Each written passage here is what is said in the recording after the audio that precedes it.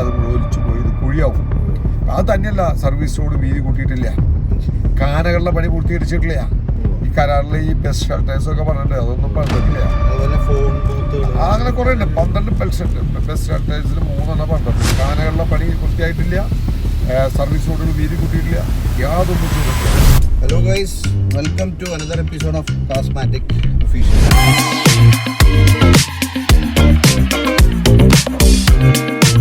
ഇന്ന് നമ്മുടെ കൂടെ ഉള്ളത്, ഇന്ന് കേരളം കണ്ടതിൽ വെച്ചിട്ട് ഏറ്റവും വലിയ ഒരു നിയമ പോരാളിയാണ്. അദ്ദേഹം എൻ്റെ സുഹൃത്തു കൂടിയാണ്. അദ്ദേഹത്തിൻ്റെ പേരാണ് ഷാജി ജെ കോടങ്ങണ്ട്. അദ്ദേഹമാണ് നമ്മുടെ ടോളിനെ സംബന്ധിച്ചിട്ടുള്ള എല്ലാ സംശയങ്ങളും എല്ലാ പ്രശ്നങ്ങളും പരിഹരിച്ചിട്ടുള്ളത്. അപ്പോൾ അദ്ദേഹമായിട്ട് ഇന്ന് നമ്മൾ കുറച്ച് നേരം സമയം ചെലവിടാൻ അദ്ദേഹം നമ്മുടെ കൂടെ വന്നിട്ടുണ്ട്. അപ്പോൾ നമ്മളെ സ്വാഗതാർഹം നമ്മുടെ ചാനലിലേക്ക് സന്തോഷം ഞങ്ങൾ സ്വാഗതം ചെയ്യുന്നു. കുറേ സത്യം പറഞ്ഞാൽ ഇതൊരു വലിയ നിയമ പോരാട്ടം തന്നെയായിരുന്നു അല്ലേ?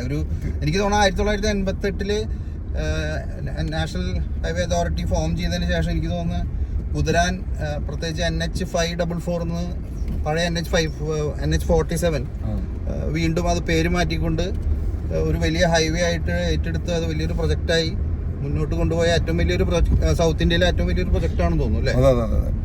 നമ്മൾ ഈ നിയമ പോരാട്ടം തുടങ്ങുന്നത് ആദ്യം മണ്ണുത്തി വടക്കുംചേരി ദേശീയപാത വെച്ചിട്ടാണ്. മണ്ണുത്തി വടക്കുംചേരി ദേശീയപാതയിൽ നമ്മൾ ആദ്യം ഈ ദേശീയപാതയുടെ കരാർ ചെയ്യുന്നത് 2009 2009 കരാർ തുടങ്ങി. വെറും 3 വർഷം കൊണ്ട് പൂർത്തീകരിക്കേണ്ട പദ്ധതിയാണ് മണ്ണുത്തി വടക്കുംചേരി ദേശീയപാത.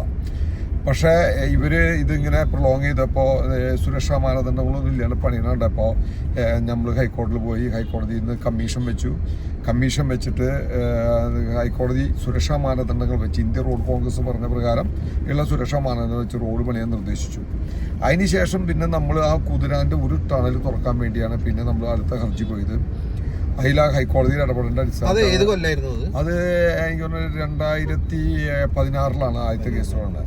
അപ്പോൾ ആ ഹർജി ഒരെണ്ണം ഹർജിയുടെ അടിസ്ഥാനത്തിലാണ് ഒരു തുറക്കം ഉത്തരവിട്ടത്.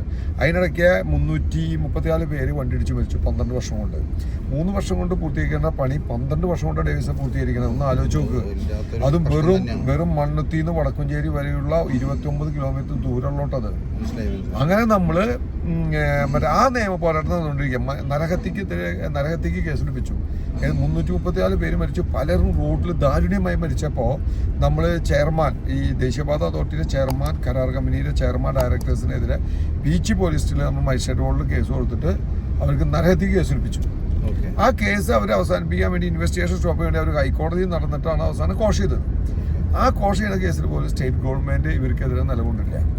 അങ്ങനെ മണ്ണുത്തി വടക്കുംചേരി നടക്കുന്നതിനിടയ്ക്കാണ് ഈ എടപ്പള്ളി റോഡുമായി ബന്ധപ്പെട്ട പ്രശ്നം വരുന്നത്. അത് ആദ്യം പ്രശ്നം വരുന്നത് 2018 അതെങ്ങനെയാന്ന് വെച്ചാൽ ഈ പാലിയേക്കര ഈ ടോൾ പ്ലാസയുടെ സൈഡിൽ കൂടെ റോഡ് കണ്ടിട്ടില്ലേ? ടോൾ കൊടുക്കാതെ പോകാൻ പറ്റുന്ന റോഡ്. ആ റോഡ് ഇവര് അടച്ചു കെട്ടി. അല്ലല്ല, അപ്പുറത്തെ സൈഡ്, ടോളിന്റെ തൊട്ടപ്പുറത്ത്. അത് അടച്ചു കെട്ടിയപ്പോ നമ്മൾ എന്താ ചെയ്യുന്നത് വെച്ചാൽ നമ്മളൊരു ഹർജി കൊടുത്തു. അത് അടച്ചു കെട്ടിയത് ഈ ഹൈക്കോടതിയിലെ ഒരു ജഡ്ജിമെന്റ് മുന്നാണ്. അത് മുന്ന് നമ്മൾ സുപ്രീം കോടതിയിൽ പോയി. ഞാനും നമ്മളെ ഇപ്പോഴത്തെ ചാലക്കുടി MLA സനീഷ് കുമാറും സുപ്രീം കോടതിയിൽ പോയി ഹർജി കൊടുത്തു. അപ്പോൾ അതിനിടയ്ക്ക് സ്റ്റേറ്റ് ഗവൺമെന്റ് അതിൽ ഇടപെട്ട് ആ ഹർജി അവരാകെ കൊളാക്കി. അപ്പോൾ സ്റ്റേറ്റ് ഗവൺമെന്റ് റെസ്പോൺസിബിലിറ്റി ആണെന്ന് പറഞ്ഞിട്ട് അത് ഹർജി അവസാനിപ്പിച്ചു. പിന്നീട് അല്ല, അത് അടച്ചു. പിന്നെ നമ്മൾ എന്താ ചെയ്യുന്നത് വെച്ചാൽ ഈ ലോക്കൽ ആളുകളുടെ ഈ പൈസ കുറയ്ക്കാനുള്ള, അതായത് സർക്കാർ ഒരു ഉമ്മൻചാണ്ടിയുള്ള സമയത്ത് ഫ്രീ പാസ് കൊടുത്തു 10 കിലോമീറ്റർ ഉള്ളവർക്ക്. ആ പൈസ സ്റ്റേറ്റ് ഗവൺമെന്റ് കൊടുക്കാം. 150-160 കോടി രൂപ സ്റ്റേറ്റ് ഗവൺമെന്റ് കൊടുത്തിട്ടാ. അത് ഫ്രീ പാസ് എടുത്ത് കളയാൻ നിന്നപ്പോൾ നമ്മൾ വീണ്ടും സുപ്രീം കോടതിയെ സമീപിച്ചു. നമ്മൾ ആദ്യം തന്നെ സത്യാഗ്രഹം കിടന്നു. ഞാനും സനീഷും ഒരു രാപ്പകൽ സമരം നടത്തി. അത് കഴിഞ്ഞ് ഞങ്ങൾ കണക്കുകൾ നോക്കിയപ്പോഴാണ് നമുക്ക് വശപശക്ക് തോന്നുന്നത്. അതായത് ഇത് DPRൽ 302 കോടി രൂപയാണ് ഇത് പറഞ്ഞിട്ടുള്ളത്. ഈ 64 കിലോമീറ്റർ ദൂരം 302 കോടി രൂപ. കരാറ് ചെയ്തപ്പോൾ ഇവർ പറഞ്ഞത് എന്താണെന്ന് വെച്ചാൽ 312 കോടി. 2006 കരാറ് 312 കോടി രൂപ. അതും കുഴപ്പമില്ല. ആ പണി 3 വർഷം കൊണ്ട് പൂർത്തീകരിക്കേണ്ടത് 2006 കഴിഞ്ഞ 9 പൂർത്തീകരിച്ചില്ല. എന്നിട്ട് അവർ സപ്ലിമെന്റ് കരാർ എഴുതി 11 വരെ 12 വരെ കൊണ്ടുപോയി. 12 പണി പൂർത്തീകരിച്ചപ്പോൾ ഇവർ പറഞ്ഞത് എന്താണെന്നറിയാം? 723 കോടി രൂപ ചെലവുണ്ട്. വേറൊരു ഫിഗറാണ്, വേറെ ഒരു ബന്ധമില്ലാത്ത ഫിഗർ. അതും അംഗീകരിച്ചു. അങ്ങനെ 2021 ആയപ്പോ ഇവരുടെ 20 ആയപ്പോ ഇവർക്ക് ഈ 723 കോടി രൂപയൊക്കെ കവർ ചെയ്തു. അപ്പൊ കവർ ചെയ്തപ്പോൾ നമ്മള് സുപ്രീം കോടതിയിൽ ഹർജി കൊടുത്തിട്ട് പറഞ്ഞു ഇവര് കാശ് അത്യാവശ്യം പിരിച്ചു. തന്നെയല്ല 2020 അപ്പോൾ ഇവർ കാശ് പിരിച്ചപ്പോൾ ഇവർക്ക് ലാഭം കിട്ടി, ന്യായമായ ലാഭം കിട്ടി, പണി നിർത്താന്ന് പറഞ്ഞു. സുപ്രീം കോടതി 2020 ഞങ്ങളോട് പറഞ്ഞു കേരള ഹൈക്കോടതിയെ സമീപിക്കാൻ പറഞ്ഞു. അങ്ങനെ 2021 ഇപ്പോൾ ഈ ടോള് മരവിപ്പിച്ച എൻ്റെ മെയിൻ ഹർജി കൊടുക്കുന്നത്. 21 അതിൽ നമ്മൾ 2 കാര്യം പറഞ്ഞേ. ഈ ടോള് പിരിവ് 26 വരെ പാടുള്ള ശരിക്കും ടേം കഴിഞ്ഞു. അല്ല 26 കഴിയും, കഴിഞ്ഞിട്ടില്ല, 26 കഴിയും. അത് ഇവര് 28 വരെ എക്സ്റ്റെൻഡ് ചെയ്ത് കൊടുത്തു. അത് പ്രത്യേകിച്ച് അടിസ്ഥാനമൊന്നുമില്ല. അത് ഇവർക്ക് കാശ് കിട്ടാണെന്ന് അവർ പറയുമ്പോൾ ഒരു നീട്ടി കൊടുക്കണം. അങ്ങനെ 28 വരെ നീട്ടി. അപ്പൊ നമ്മൾ ആ 28 നീട്ടിയ നോട്ടിഫിക്കേഷൻ ചലഞ്ച് ചെയ്തു. പിന്നെ നമ്മൾ പറഞ്ഞു ന്യായമായ ലാഭം കിട്ടി. ഇപ്പൊ 1700 കോടി കളക്ട് ചെയ്തു കൂട്ടാ. ഈ 13 വർഷം കൊണ്ട് 1700, 302 കോടി രൂപയ്ക്ക് DPR, 312 കോടി രൂപയ്ക്ക് കരാറ്, 723 കോടി രൂപ ചെലവായി എന്ന് പറഞ്ഞിട്ട് പോലും ഇപ്പൊ 1700 കോടി കളക്ട് ചെയ്തു. അപ്പൊ നമ്മൾ പറഞ്ഞു ന്യായമായ ലാഭം കിട്ടി, നിർത്തണം. പിന്നെ നമ്മളൊരു കാര്യം പറഞ്ഞു, കരാറിൽ പറഞ്ഞ 12 പഞ്ച് ലിസ്റ്റ് ഉണ്ട്. ഈ സപ്ലിമെന്റ് ഇവർക്ക് ഈ പ്രൊവിഷണൽ കംപ്ലീഷൻ സർട്ടിഫിക്കറ്റ് കൊടുക്കുമ്പോൾ 12 പഞ്ച് ലിസ്റ്റ് ഉണ്ട്. അതിൽ ബഹുഭൂരിപക്ഷം പണി കഴിഞ്ഞിട്ടില്ല. തന്നെയല്ല ഇവർ മെയിൻ്റെനൻസ് ചെയ്യണില്ല, ഫുള്ള് റീടാർ ചെയ്യണം. ഇവർ പീരീഡ് വെച്ച് അതിന് 5 വർഷം അതിന്റെ ഒരു കാലാവധി ഉണ്ട്. അത് 5 വർഷമാണോ 2 വർഷമാണോ എന്നൊരു സംശയമുണ്ട്. അത് എന്നാൽ റീടാർ ചെയ്യാറില്ല ഇവര്. അപ്പോൾ ഇതൊക്കെ കള്ളപ്പണിയെ ചെയ്യണത്, കട്ട് ചെയ്ത് പാച്ച് ചെയ്ത് 10 അടച്ച് അങ്ങനെയുള്ള പരിപാടിയാണ്. അപ്പോൾ ഇതൊക്കെ വെച്ചിട്ടാണ് നമ്മൾ ഹൈക്കോടതിയിൽ പോയി. ആ കേസ് നടന്നുകൊണ്ടിരിക്കുമ്പോഴാണ് നമ്മൾ ഈ കാര്യങ്ങളൊക്കെ റേസ് ചെയ്തപ്പോഴാണ് CBI പറയണത്, കേസ് അന്വേഷണം നടത്തി. CBI പറഞ്ഞു ഇവര് മെയിൻ്റെനൻസ് നടത്താന്ന് പറഞ്ഞിട്ട് നടത്താണ്ട് 102 കോടി രൂപ സർക്കാരിനും ജനങ്ങളെയും പറ്റിച്ചിട്ടുണ്ടെന്ന് പറഞ്ഞിട്ട് CBI ഒരു കേസ് രജിസ്റ്റർ ചെയ്തു. സുമോട്ടോ എടുത്തു. അത് കഴിഞ്ഞപ്പോൾ ED കേസ് കൊടുത്തു. അതായത് കരാറിൽ പറഞ്ഞ പണികൾ പൂർത്തീകരിക്കാതെ ടോൾ പിരിച്ചു.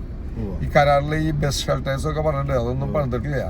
ഫോൺ ബൂത്തുകൾ അങ്ങനെ കുറെ ഉണ്ട്. 12 ബസ് ഷെൽട്ടേഴ്സിൽ 3 പണിതിട്ടുള്ളൂ. എന്നിട്ട് അവർ 12 പണിതെന്ന് പറഞ്ഞപ്പോൾ 125 കോടി ED കേസ് കൊടുത്തു. ആ കമ്പനിയാണ് ഈ ടോൾ പിരിക്കണേ. പിന്നെ ഈ കേസിന് ആസ്പദമായത് കഴിഞ്ഞ ഫെബ്രുവരിയിൽ ഈ വെഹിക്കുലർ അണ്ടർ പാസേജുകൾ, അതായത് ഒരുപാട് ബ്ലാക്ക് സ്പോട്ടുകൾ ഉണ്ട്.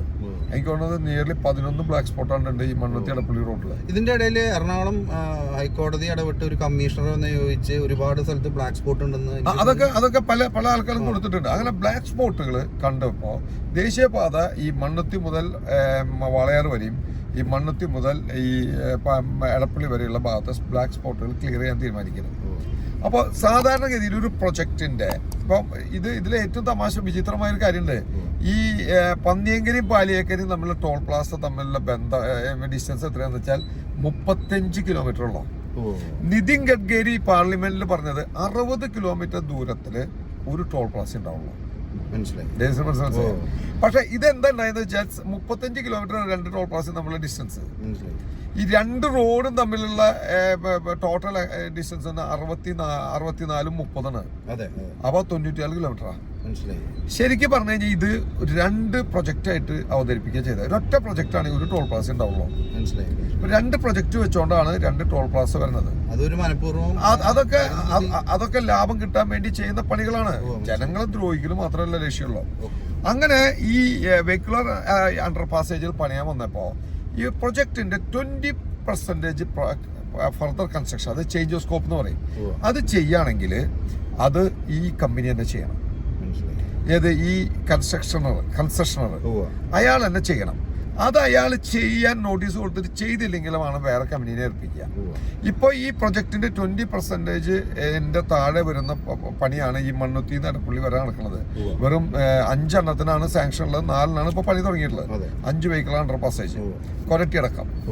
അപ്പോൾ അതിന്റെ 20% ഇവർക്ക് കൊടുക്കാതെ ഈ ദേശീയപാത അതോറിറ്റി എന്താ ചെയ്തത്, മണ്ണുത്തി എടപ്പള്ളിയും മണ്ണുത്തി വടക്കുംചേരി ഒരുമിച്ച് ഒരു കോൺട്രാക്ട് ആയിട്ട് PST എന്ന് പറഞ്ഞ കമ്പനിക്ക് കൊടുക്കുന്നത്.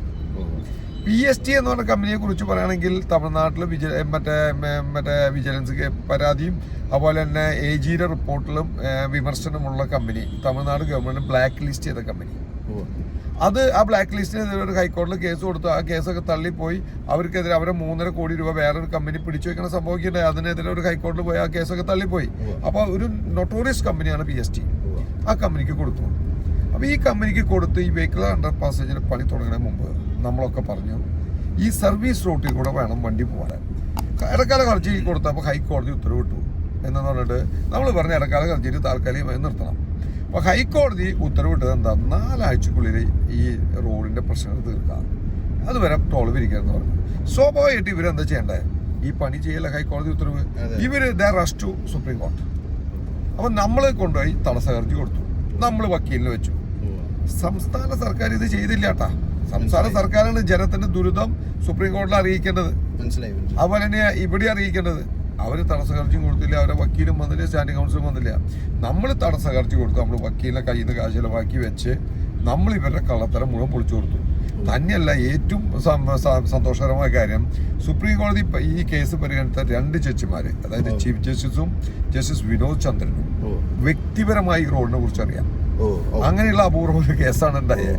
അതുകൊണ്ട് നമുക്ക് പറയേണ്ടത് അവർക്കറിയാം. അപ്പൊ അതിലെന്താ വിഷയം എന്ന് വെച്ചാൽ, ചീഫ് ജസ്റ്റിസ് പറഞ്ഞൊരു കാര്യമുണ്ട്, പൈലറ്റും എസ്കോർട്ടും ഉണ്ടായിട്ട് പോലും ഞാൻ ആ ഗതാഗത കുരുക്കിലും മണിക്കൂറുകളോളം പെട്ടു. അപ്പോൾ അത് അവരുടെ ഫീലിംഗ് അവർ പറഞ്ഞു. അവിടെയാണ് സംസ്ഥാന സർക്കാരിന് വേണ്ടി ആരും ഹാജരായിട്ടില്ല. അവരുടെ ഭാഗം പറയാൻ നമ്മളുണ്ടായ, ജനങ്ങളുടെ ഭാഗം പറയാൻ നമ്മൾ മാത്രം ഉണ്ടായ, പിന്നെ ജഡ്ജിമാരും. അപ്പോൾ ഇതാണ് ഉണ്ടായത്. എന്നിട്ട് സുപ്രീം കോടതി ആ ഹർജി തള്ളി. ഹർജി തള്ളിയപ്പോൾ സുപ്രീം കോടതി അതിൽ 2 കാര്യം പറഞ്ഞു. ഒന്ന്, ജനങ്ങൾ നികുതി പണം കൊണ്ട് ജനങ്ങളുടെ കാശ് കൊടുത്തിട്ട് സഞ്ചരിക്കുമ്പോൾ അവർക്ക് നല്ല റോഡ് പ്രൊവൈഡ് ചെയ്യാൻ ഈ കൺസെഷണറും ദേശീയപാത അതോറിറ്റിയും ബാധ്യസ്ഥയാണ്. 2, സുപ്രീം കോടതി പറഞ്ഞു ഹൈക്കോടതിയുടെ മോണിറ്ററിങ് നടത്തിയിട്ട് വേണം ഈ റോഡിൻ്റെ പണി നടക്കാൻ. അതിൻ്റെ പേരിൽ ഹൈക്കോടതി വീണ്ടും ഇത് പരിഗണിച്ചു. ഹൈക്കോടതി ഒരു കമ്മിറ്റി ഉണ്ടാക്കി, collector, RTO and superintendent of police. ഇവർ പരിശോധിച്ചു. ഇപ്പോൾ ഇന്ന് കേസ് പരിശോധിച്ചപ്പോൾ ഭയങ്കര മനോഹരമായ സ്ഥിതി ഉണ്ടായ. ഇവര് പരിശോധിച്ച കേസുണ്ടായിരുന്നു. ഇവരെന്താ പറഞ്ഞതെന്ന് വെച്ചാൽ, ഇവർ ഫോട്ടോസ് കാണിച്ച് ഹാജരാക്കി. റോഡൊക്കെ സുഗമമായ ഗതാഗതമാണ്, ഒരു തടസ്സമില്ല, ഒന്നുമില്ല, വളരെ മനോഹരമായിട്ട് പോകണമെന്ന് പറഞ്ഞു. പക്ഷേ സത്യത്തിൽ എന്താ അവസ്ഥ എന്നറിയോ? ഒരു വൃത്തിയായ ടാറിങ് നടത്തിയിട്ടില്ല. വളരെ കനം കുറഞ്ഞ ഒരു ടാറിങ് നടത്തിയ 2 മഴ പെയ്താൽ അത് മുഴുവൻ ഒലിച്ചു പോയി ഇത് കുഴിയാവും. അത് തന്നെയല്ല, സർവീസ് റോഡ് വീതി കൂട്ടിയിട്ടില്ല, കാനകളുടെ പണി പൂർത്തീകരിച്ചിട്ടില്ല, ഒരു സംവിധാനം ചെയ്യാതെ ആ പാച്ച് വർക്ക് പോലെ ചെയ്തിട്ട് ടോള് പിരിക്കണം എന്നാ പറഞ്ഞേ. അപ്പോൾ അതിൽ ഹൈക്കോടതി കളക്ടർ റിപ്പോർട്ട് എടുത്തു. കളക്ടർ, തൃശ്ശൂർ കളക്ടറും ആ എക്സ്പെർട്ട് കമ്മിറ്റി കൃത്യമായിട്ട് പറഞ്ഞിട്ടുണ്ട്, ഇവര് ഇന്ന കാര്യങ്ങൾ ചെയ്തിട്ടില്ല എന്ന് വ്യക്തമായി പറഞ്ഞിട്ടുണ്ട്. ഹൈക്കോടതി പറഞ്ഞു നടക്കില്ല, 9-ാം തീയതിക്ക് കേസ് വയ്ക്കാം, 9-ാം തീയതി കേൾക്കാന്ന് പറഞ്ഞു. അപ്പോൾ ഇവർ പറഞ്ഞു ഞങ്ങൾക്ക് ഈ കളക്ടറെ കൊണ്ട് കാണിക്കാന്ന് പറഞ്ഞു. ഹൈക്കോടതി പറഞ്ഞു നിങ്ങൾ അടുത്ത ആഴ്ച പിന്നത്തെ ആഴ്ച കളക്ടർ എക്സ്പെർട്ട് കമ്മിറ്റിന് കാണിച്ചു കൊടുക്കുക. പക്ഷെ ഒരു കാര്യം സത്യമാണ്, ആ സർവീസ് റോഡുകൾ കൃത്യമായി ടാർ ചെയ്തിട്ടില്ല, മറ്റേ കാനകളുടെ പണി വൃത്തിയായിട്ടില്ല, സർവീസ് റോഡുകൾ വീതി കൂട്ടിയിട്ടില്ല, യാതൊന്നും ചെയ്തിട്ടില്ല. അപ്പൊ ഞാൻ ചോദിച്ചോട്ടെ, ഇതില് ഇപ്പോഴത്തെ ഒരു അവസ്ഥയിൽ ഇപ്പൊ നമുക്ക് ഇങ്ങനെ ടോള് പിരിക്കാത്തൊരു സാഹചര്യത്തിൽ ഇങ്ങനെ കടന്നു പോകാം, ഇതുപോലത്തെ തടസ്സങ്ങളും കാര്യങ്ങളും സംഭവിക്കുമ്പോൾ ഇതിന്റെ ഭാവി എന്തായിരിക്കും? ഈ ഒരു സാഹചര്യം ഇങ്ങനെ തന്നെ നിലനിൽക്കുമോ, അതോ ഇതിനൊരു തീരുമാനം? നമ്മളിപ്പോ ഞാനിപ്പോ മണ്ണുത്തി വടക്കുംചേരി ദേശീയപാതയില് മുടിക്കോട് രൂക്ഷമായ പൊടിശല്യ, ഒരു തരി ടാറ് പോലും ഇട്ടിട്ടില്ല. അപ്പൊ നമ്മൾ അവിടെയും നമ്മളവിടുത്തെ ഒരു കേസ് നിലനിൽക്കുന്നുണ്ട്. അതായത് ഈ കരാർ പ്രകാരമുള്ള പണി ചെയ്യാതെ ടോൾ പിരിച്ചു എന്ന് പറഞ്ഞിട്ടൊരു കേസ് നിൽക്കുന്നുണ്ട്. അപ്പൊ അതിലൊരു മറ്റേ ഇടക്കാല ഹർജി കൊടുത്തിട്ടുണ്ട്, അവിടെയും ടോള് നിർത്തിവെക്കാന്ന് പറഞ്ഞിട്ട്. ഇപ്പൊ ഇതിലത്തെയും കേസില് ഒരു കാര്യം ഉറപ്പാണ്, ജനങ്ങളെ ദ്രോഹിക്കുന്ന രീതിയിൽ ജനങ്ങളെ കാശ് കൊടുത്തിട്ട് മര്യാദയ്ക്ക് ഗതാഗതം ചെയ്യാൻ പറ്റാത്ത ഒരു സംവിധാനത്തെ ഇവർ ചെയ്യുകയാണെങ്കിൽ ഞങ്ങൾ ഇനി സുപ്രീം കോടതിയിൽ ഹൈക്കോടതിയിൽ എതിർക്കും, ഹൈക്കോടതിയെ ബോധ്യപ്പെടുത്തും. ഈ വിധി ജനങ്ങളുടെ വിജയമാണ്, യാത്രക്കാരുടെ കഷ്ടപ്പാടിൻ്റെ വിജയമാണ് ഈ ഹൈക്കോടതിയും സുപ്രീം കോടതി ഇടപെടലുകളും ആ വിധികളും. ഇത്ര നേരം നമ്മുടെ കൂടെ ഹൃദയം തുറന്ന് സംസാരിച്ച, സത്യങ്ങൾ പുറത്ത് പറഞ്ഞാൻ ധൈര്യം കാണിച്ച, അതുപോലെ ചങ്കൂറ്റത്തോടു കൂടി ജനങ്ങൾക്ക് വേണ്ടി നിന്ന അഡ്വക്കേറ്റ് ഷാജി ജെ കോടങ്കട്ടനോട് മനസ്സ് നിറഞ്ഞ നന്ദി ഞങ്ങൾ ഈ നിമിഷം രേഖപ്പെടുത്തുന്നു പറഞ്ഞുകൊണ്ട് me Davis Chiramel signing off for കാസ്മാറ്റിക്.